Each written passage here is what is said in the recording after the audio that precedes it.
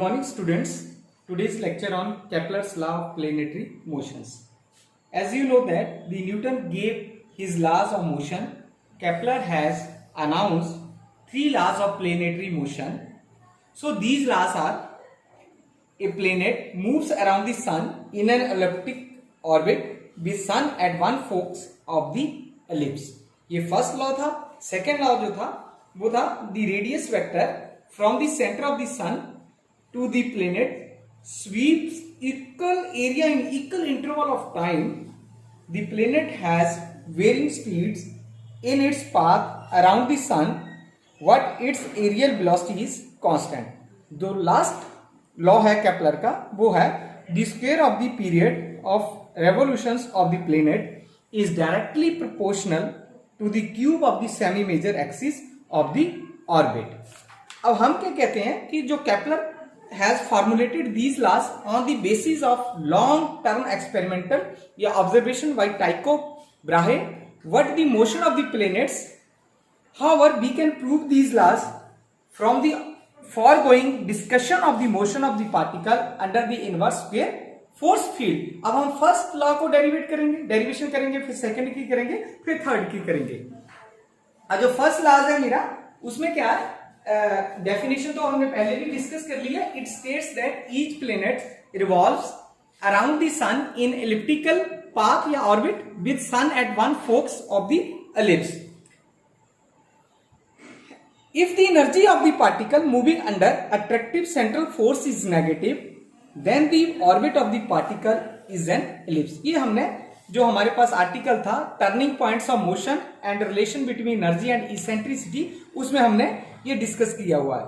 So the derivation the general equation of cone is given by या conic is given by 1 upon r is equal to 1 upon l bracket 1 plus epsilon cos epsilon is nothing but it the eccentricity cos theta minus theta naught. ये हमने derivation की हुई है. Then we can write it as r is equal to l upon 1 plus epsilon cos theta minus theta not. अब let us take 2 cases. हमारे पास 2 cases बन सकते हैं, या तो मैक्सिमम वैल्यू हो सकती है थीटा की, थीटा माइनस थीटा नॉट की, या मिनिमम वैल्यू हो सकती है. If when the theta minus theta naught is equal to pi maximum value है, then r is equal to r maximum. It means that it is aphelions. अब second case क्या बनता है, when theta minus theta naught is equal to 0, minimum angle कर लिया मैं तो r minimum हो जाता है वहां पे, देन इट इज पेरिहिलियंस. अब r मिनिमम मैक्सिमम है तो हमने उस इक्वेशन में पुट कर दिया r इज इक्वल टू, तो हमारे पास r मैक्सिमम बन जाता l अपॉन 1 माइनस एप्सिलॉन और r मिनिमम बन जाता हमारे पास l upon l into 1 plus epsilon. If 2a is major axis of the elliptical orbit of the planet, then we can write r maximum plus r minimum is equal to 2a. then we can calculate the a is equal to 1 by 2 bracket r maximum plus r minimum. हम इस वे में इसको लिख सकते हैं. now we can put the value of r maximum plus r minimum in here, then we can get the relations 1 by 2 bracket l upon l minus epsilon plus l upon l plus epsilon. अब हमने इसको simplify कर लिया, then we can get the results a is equal to 1 upon 1 minus epsilon का whole square. Let it be equation number 1. Since the eccentricity of the elliptical orbit of the planet is given by epsilon is equal to 1 plus 2e l square upon mu k square का square root. ये हमने पहले भी किया. Squaring on both sides, then we get the results. then simplify 1 minus epsilon square is equal to minus 2e l square upon 2 upon mu k square. let it be equation number 2 and the value of l is equal to l upon mu k. ये हमने पहले already relations है हमारे पास. It be equation number 3. अब हम इन दोनों value को इक्वेशन नंबर 2 और 3 की हम जो है वो वैल्यू इन इक्वेशन नंबर 1 में पुट कर देते हैं. इक्वेशन नंबर 1 में पुट करते हैं. ये चाहे यहां मैंने इक्वेशन दूसरे वे में लिख दिया 2, here is 2 and here is 3 in equation number 1. It's not a confusion. Then we can get the results.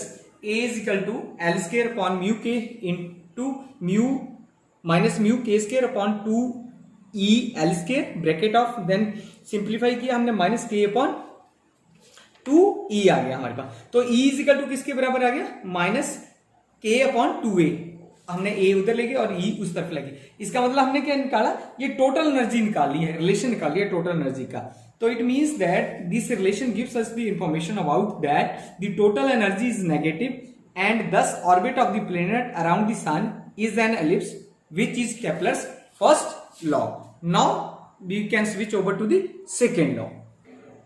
Second law, it states that the radius vector drawn from the sun to a planet sweeps out equal area in equal interval of time. It means that the area velocity of the planet around the sun is always constant.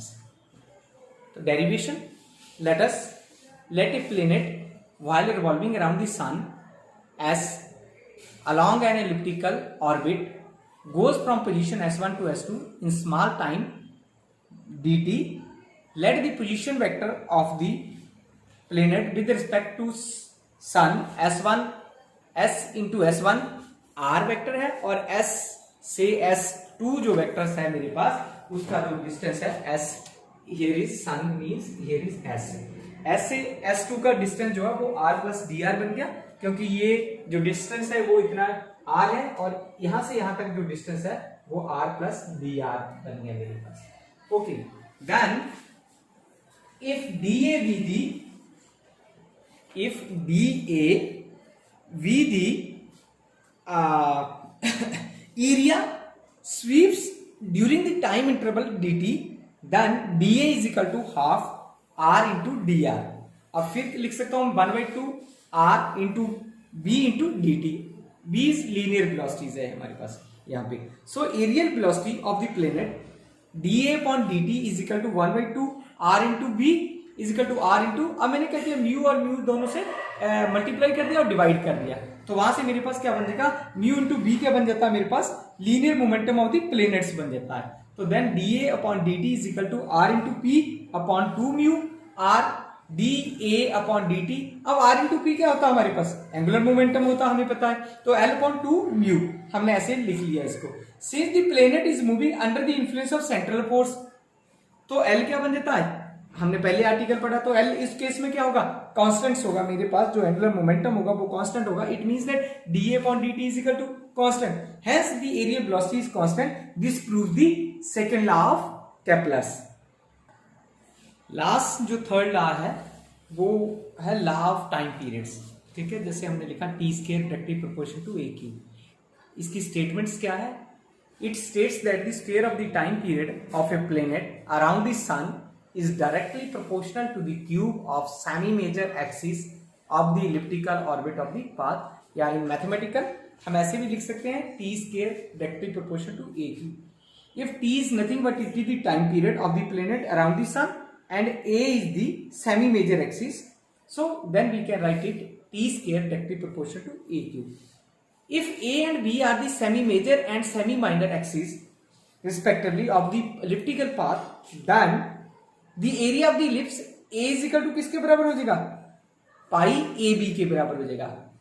t is equal to area of the ellipse upon aerial velocity, हमने सीधा लिख लिया, तो उसको pi area of the ellipse upon areal velocity किसके बराबर, pi A B upon L upon 2 mu.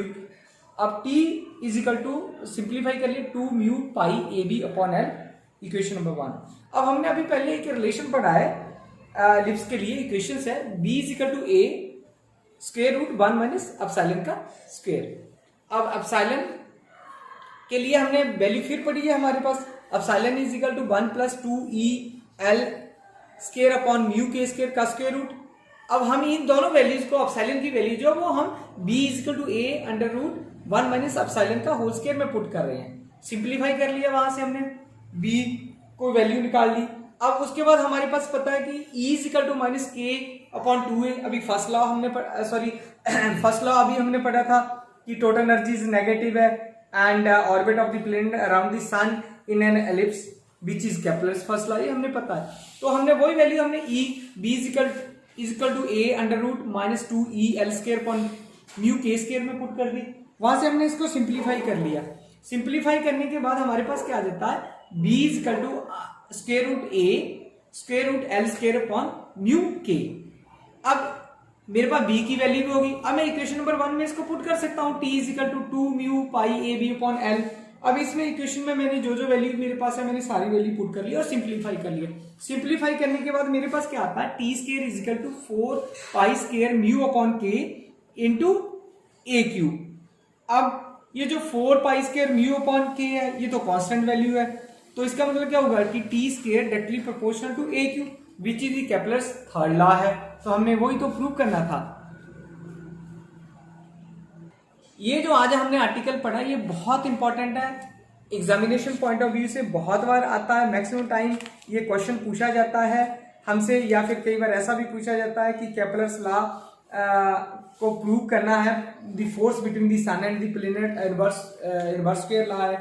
ये भी हम नेक्स्ट वीडियो या हमारा जो आर्टिकल्स होगा या लेक्चर्स होगा उसमें हम इसको जरूर पढ़ेंगे। क्वेश्चन हमारे पास आता state and prove Kepler's first and second law of planetary motion, या आता state and prove Kepler's third law of motion, इस वे में आता है। या कई बार ऐसा भी क्वेश्चन पूछता है कि state Kepler's second law of planetary motion, prove that the radius vector from sun to a planet sweeps out equal area in equal interval of time. या ऐसा भी कई बार पूछ लेता है कि show that the total energy is constant और motion under the central force. वो किसी भी वे में क्वेश्चन पूछ सकता है हमसे, ठीक है। तो hope you enjoy this lecture, thank you very much.